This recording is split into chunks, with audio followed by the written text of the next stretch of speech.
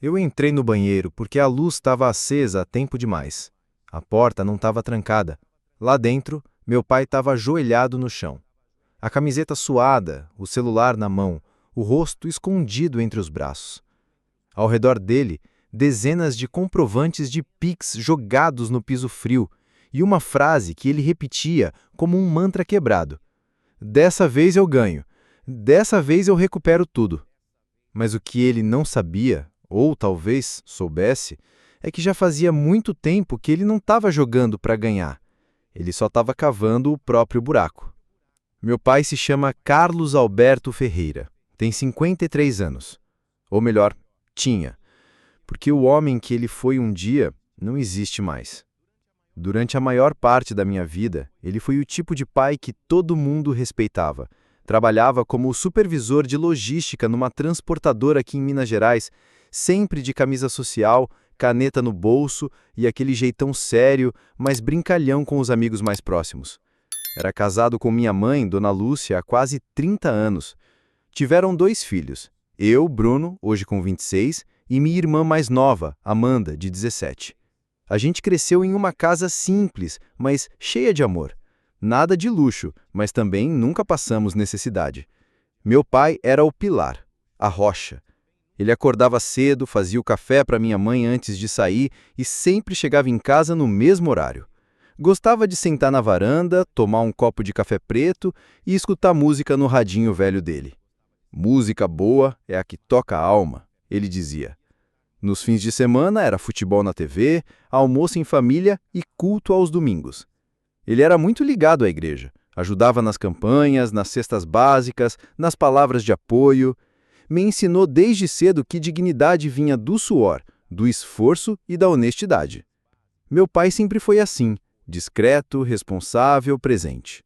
Não era de dar grandes abraços ou fazer declarações, mas você sabia que podia contar com ele para tudo.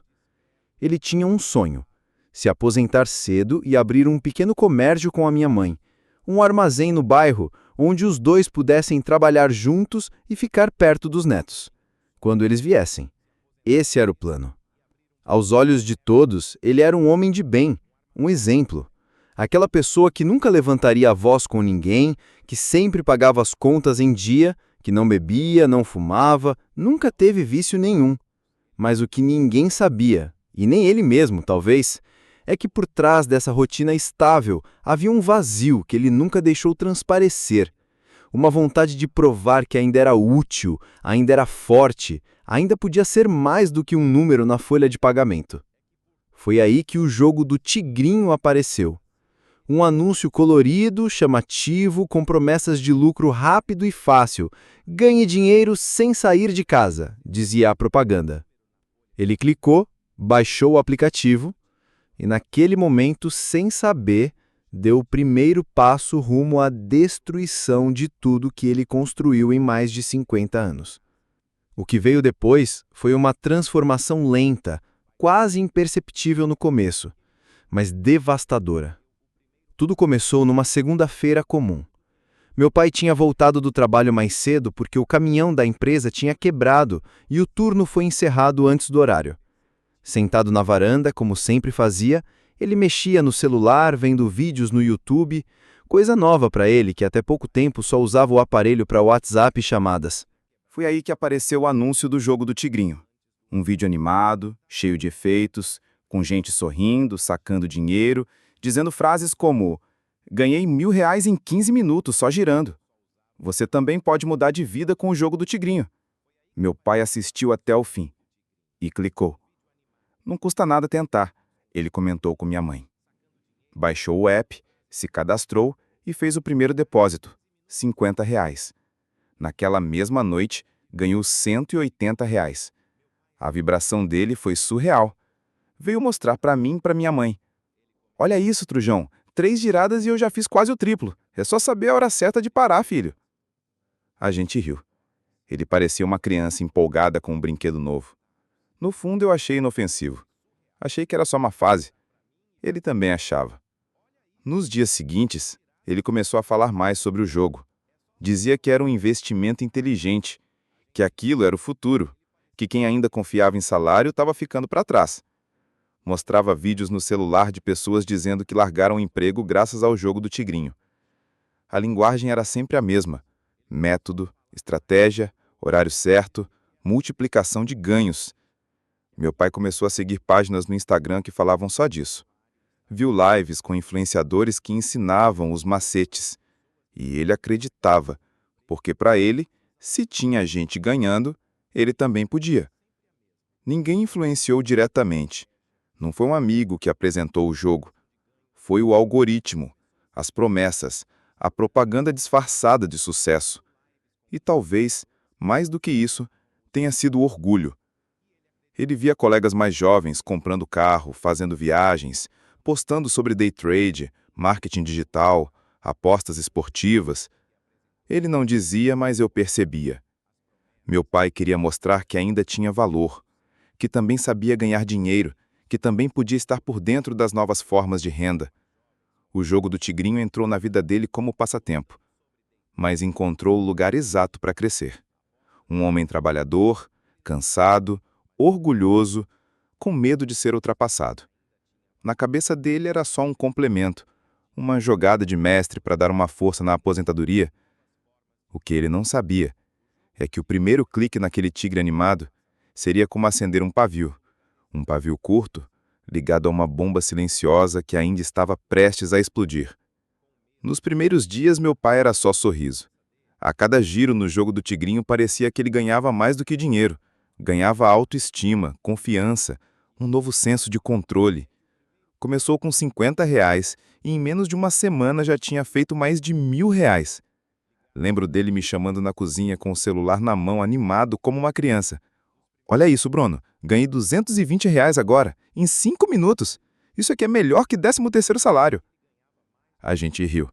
Meio desconfiados, mas ele falava com tanta certeza, com tanto brilho nos olhos, que era difícil contestar. Minha mãe ficou preocupada, claro. Perguntou se aquilo era seguro, se não era golpe. Mas ele desconversava. Relaxa, Lu. Eu sou inteligente, sei a hora de parar. Não sou viciado, não. É só jogo de lógica. Aos poucos, a rotina dele começou a mudar. Antes, ele acordava e tomava café ouvindo a rádio. Agora, acordava e ia direto para o celular, conferir os melhores horários para jogar. Ele começou a anotar combinações, fazer contas em um caderno como se fosse um cientista decifrando um código secreto. E o mais perigoso, estava dando certo. Pelo menos, parecia estar. Com os primeiros ganhos, ele comprou uma churrasqueira nova, reformou a área da frente da casa e até levou a gente para jantar fora, coisa que a gente não fazia meses. Presente do tigrinho, ele dizia rindo, levantando o copo como um brinde. No grupo de WhatsApp da família, ele virou piada e orgulho ao mesmo tempo. Todo mundo mandava print de ganhos, dicas, vídeos de influenciadores que prometiam fórmulas mágicas. Ele começou a convencer os colegas de trabalho a jogar também. Criou um grupo no Zap chamado Tigrinho Elite. Mandava áudios explicando as estratégias, falava em planilhas, em ciclos, em travas psicológicas. Meu pai, que sempre foi analógico, agora falava em algoritmo. Ele se sentia parte de algo novo. Se sentia inteligente, moderno, atualizado. E isso mexeu com o ego dele.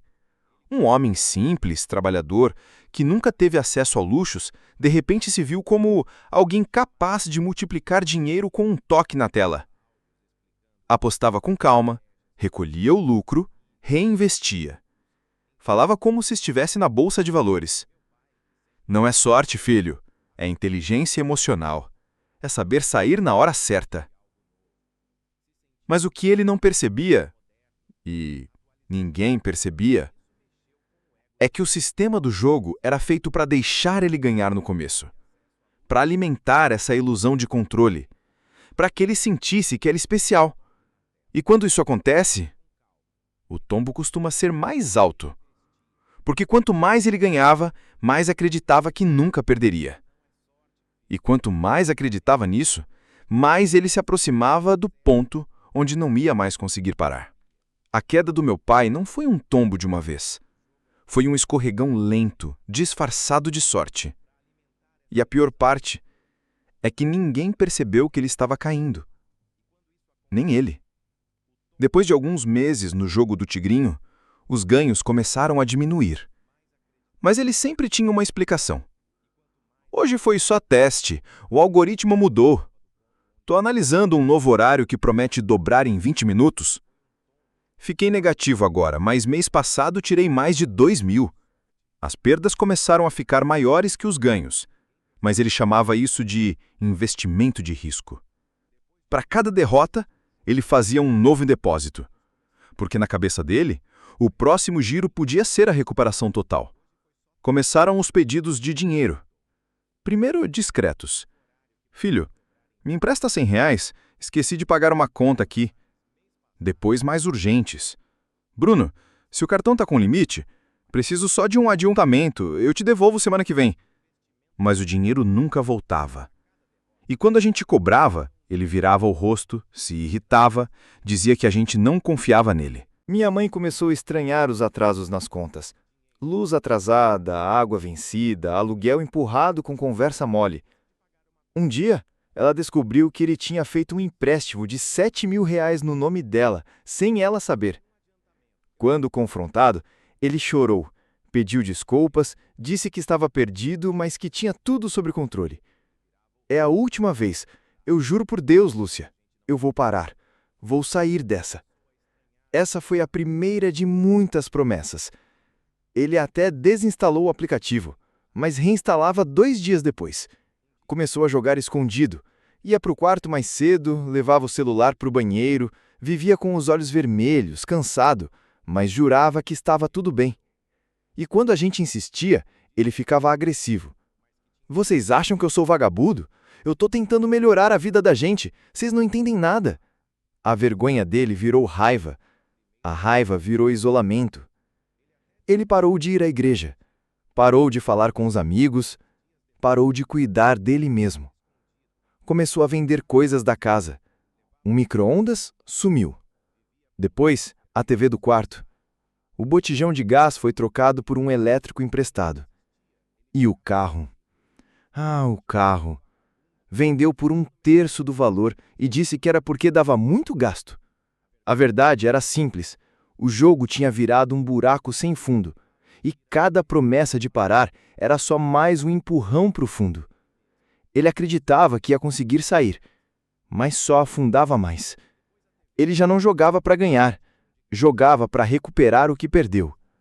E quando você joga nessa posição, você já perdeu tudo. Chegar ao fundo do poço não é como nos filmes. Não tem uma música triste de fundo, nem uma cena dramática com chuva.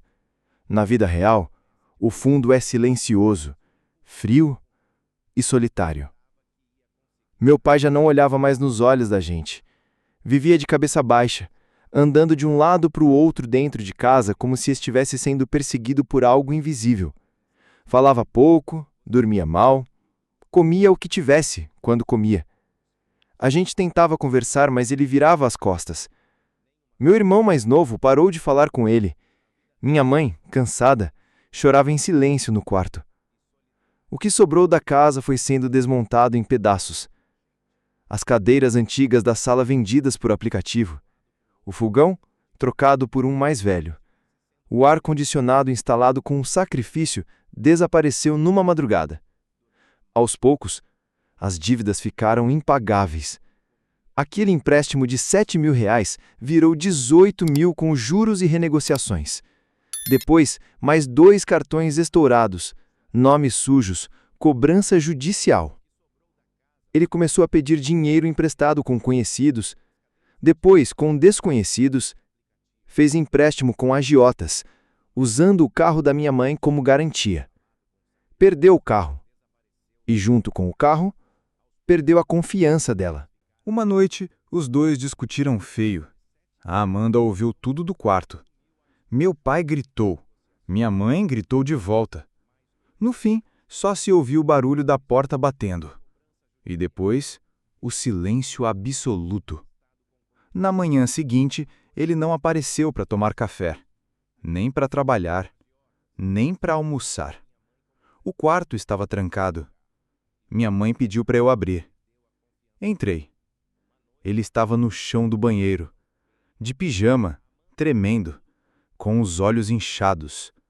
Na mão, uma cartela de calmantes pela metade. Ao lado, o celular aberto na tela do jogo do tigrinho. E uma anotação escrita em papel dobrado, rabiscada com pressa. Desculpa, eu achei que ia conseguir. Eu só queria voltar a ser alguém para vocês. Ele não tomou todos os comprimidos. Ainda não, mas estava no limite. A mente dele estava em frangalhos. Levamos ele para o hospital. Depois, ele ficou uma semana na casa da minha tia no interior, longe de tudo, do celular, da internet, do barulho. Mas ele já não era mais o mesmo homem. Perdeu tudo. A casa, a família, a sanidade. E o que mais me dói dizer, o respeito por si mesmo. O jogo do tigrinho não tirou só o dinheiro dele. Tirou a identidade. Transformou um pai presente em um estranho. Um homem digno em um dependente emocional de giros e promessas falsas. Ele não morreu, mas algo dentro dele morreu sim. E o pior é que tudo isso começou com uma simples propaganda no YouTube. Hoje, meu pai está vivo, mas é como se estivesse reaprendendo a existir. Depois daquela noite no banheiro, ele passou por 3 meses de tratamento psicológico intensivo. Foi diagnosticado com transtorno de comportamento compulsivo, algo que a gente nem imaginava que podia acontecer com alguém como ele. A recuperação tem sido lenta e dolorosa. Ele mora com o irmão mais velho, no interior, longe de tudo, da internet, dos amigos, da gente. Vez ou outra liga para saber da Amanda. Quase não fala comigo. Com minha mãe, só se comunica por mensagens secas sobre documentos e contas pendentes. Eles não estão mais juntos. O casamento acabou, não por falta de amor, mas por esgotamento emocional.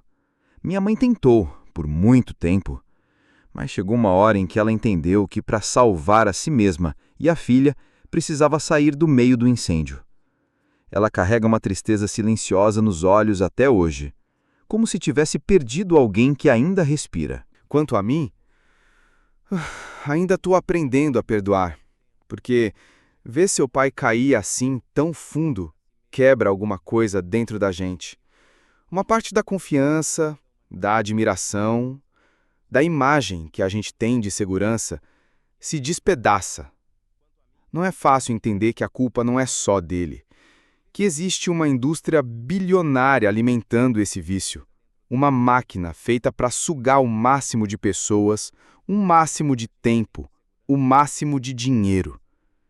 O jogo do tigrinho foi só a isca, mas por trás disso tem todo um sistema que sabe exatamente como manipular a mente de alguém cansado, frustrado ou querendo uma saída rápida.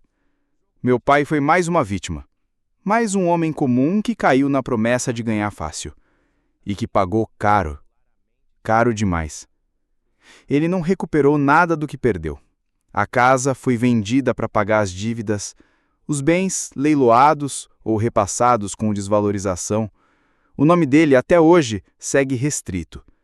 Mas o pior foi o que perdeu por dentro. A dignidade, a confiança da família, a própria identidade. Ele ainda está em tratamento, ainda toma remédios. Não consegue mais trabalhar como antes. Tem dias em que mal sai do quarto e outros em que tenta fingir que está tudo bem. Mas a gente sabe, nunca mais será como antes. Se tem alguma lição nisso tudo, é que vício em jogos não escolhe cara, nem classe, nem religião. Pode começar com uma propaganda, um clique, um depósito, e acabar com uma família em ruínas. E se essa história tocou você, curta o vídeo, se inscreva no canal e compartilhe com alguém que precisa ouvir isso hoje. Aqui, cada história é um alerta, e cada alerta pode salvar uma vida.